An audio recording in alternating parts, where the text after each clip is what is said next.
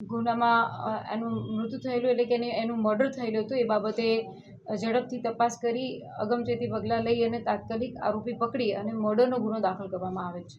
એમના પરિવારના જનોની પૂછપરછ ચાલે છે. એ પ્રમાણે પ્રારંભિક તબક્કે પતિ પત્ની વચ્ચે એકબીજા પર શક વહેમ હતો. એ બાબતે છેલ્લા કેટલાય સમયથી બંનેને અણબનાવ બનતો હતો.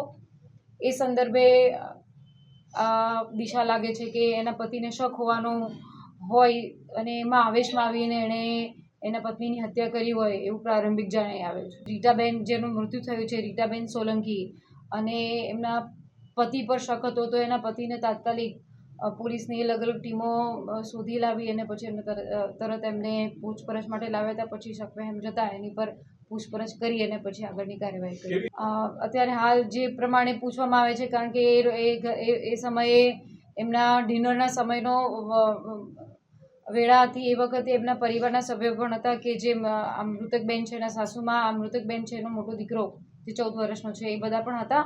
અને આ લોકો ખાવાની બાબતમાં કોઈ નાની બોલાચાલી થઈ હતી. એના પછી બંટીભાઈ જે આરોપી જે એને મરનારનો પતિ પણ છે, એને પણ શક ગયેલું કે તું તારા કોઈની સાથે આડા સંબંધો છે. એ બાબતે બોલાચાલી થતાં, ઉગ્ર બોલાચાલી થતાં આવેશમાં આવીને એને આ હત્યા કરેલી.